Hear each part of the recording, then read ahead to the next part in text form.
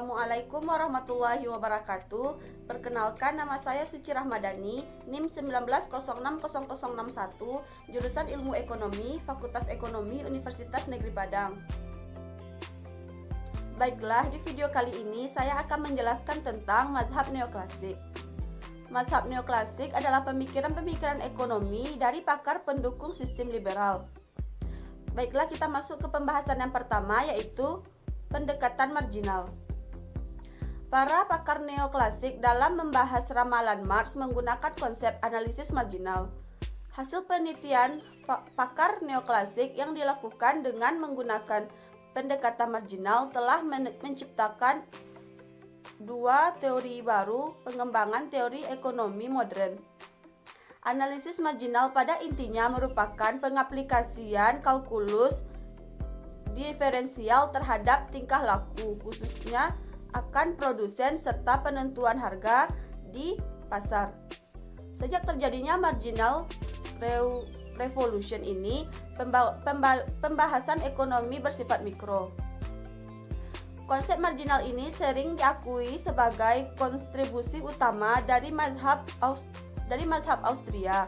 Namun ternyata teori ini telah cukup lama dikembangkan oleh pengarang terdahulu, Heinrich Gassen.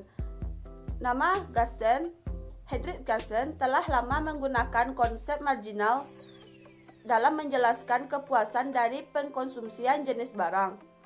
Hukum Gassen pertama yaitu kaidah tambahan atau marginal utility dari pengkonsumsian suatu macam barang akan semakin menurun jika barang yang semula dikonsumsi semakin banyak. Hukum Gassen kedua bahwa sumber daya dan dana yang tersedia selalu terbatas secara relatif untuk memenuhi berbagai kebutuhan yang relatif tidak terbatas. Baiklah, kita masuk ke pembahasan yang kedua, yaitu mazhab Austria. Tiga tokoh utama mazhab Austria adalah Karl Menger, Friedrich von West, dan Eugen van Bauwart. Karl Menger menjabat sebagai profesor ekonomi di Universitas Wina dari tahun 1872 sampai 1902. Karya utamanya yaitu sebuah buku yang mengembangkan teori utilitas marginal yang ternyata membawa pengaruh yang sangat besar dalam pengembangan teori-teori ekonomi. Pada tahun 1903, kedudukan Menger di Universitas Wina digantikan oleh Friedrich Wessel. Wessel dipandang sangat berjasa dalam mengembangkan teori utilitas Menger dengan menambahkan formulasi biaya-biaya oportunitas. Kedudukan Wessel kemudian digantikan pula oleh Eugen van Bauwart. Kontribusi utamanya adalah dalam pengembangan teori modal dan teori tentang tingkat suku bunga. Baiklah, kita masuk ke pembahasan yang ketiga, yaitu mazhab Leusen. Langkah lebih maju yang disumbangkan pemikir neoklasik adalah analisis yang lebih komprehensif tentang teori keseimbangan umum oleh teori Walsas. Walsas dapat dianggap sebagai pendiri aliran atau mazhab Leusen. Karya Walras, Elements of False Economics, dianggap sebagai suatu mahakarya dalam bidang ekonomi. Dalam bukunya, Walras menjelaskan teori keseimbangan umum dengan pendekatan matematis. Pembahasan tentang ketergantungan berbagai faktor dalam suatu sistem ekonomi bukanlah ide baru.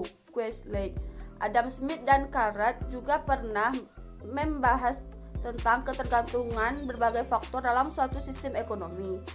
Namun teori Walras lah yang mampu memberikan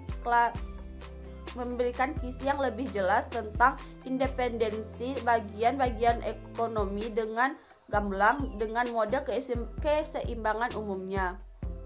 Namun sayang, konsep ini dan model yang dikembangkan Walras ini tidak diperhatikan oleh para pakar ekonomi di zamannya.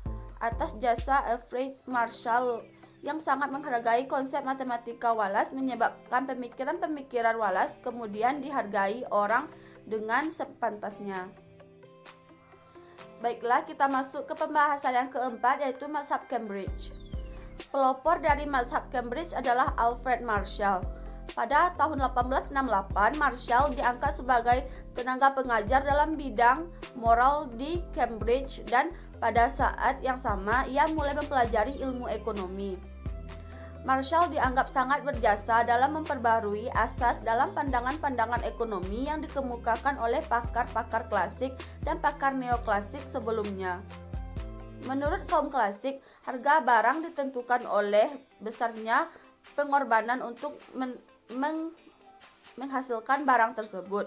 Namun pendapat ini ditentang oleh tokoh neoklasik seperti Jefforus, Menger, dan Walras. Mereka sepakat bahwa yang menentukan harga adalah kondisi permintaan.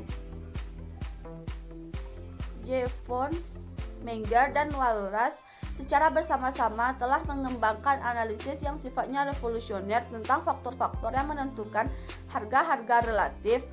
Mereka tidak setuju dengan teori biaya produksi kaum klasik, dan mereka juga mengkritik teori nilai upah buruh Ricardo serta biaya produksi dari Senior dan Mill. Marshall tidak menyalahkan kedua konsep harga ini, tetapi menggabungkannya. Menurut Marshall, selain oleh biaya-biaya, harga juga dipengaruhi oleh unsur-unsur subjektif lainnya, baik dari pihak konsumen maupun pihak produsen. Unsur subjektif yang mempengaruhi dari pihak konsumen misalnya pendapatan, dan dari pihak produsen adalah keadaan keuangan perusahaan. Karya-karya Marshall membuatnya diakui sebagai pakar ekonomi yang sangat ulung. Bagi Marshall, ilmu ekonomi adalah sebagai alat dan sarana untuk memperbaiki kesejahteraan umat manusia. Ilmu ekonomi sebagai daya untuk menemukan kebenaran. Baiklah, kita masuk ke pembahasan yang kelima, yaitu persaingan monopolistis dan pasar tidak sempurna. Pada tahun 1930-an, sejumlah pakar melakukan revisi terhadap pemikiran-pemikiran neoklasik, terutama yang menyangkut teori pembentukan harga dan keseimbangan pasar. Pemikiran ini dikembangkan oleh tokoh neoklasik generasi pertama dan tokoh neoklasik generasi kedua.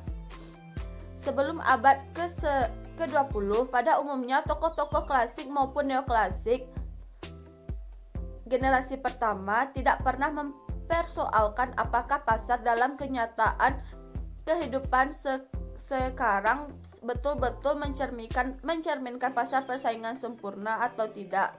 Dalam situasi seperti ini, asumsi pasar persaingan sempurna tidak dipersoalkan.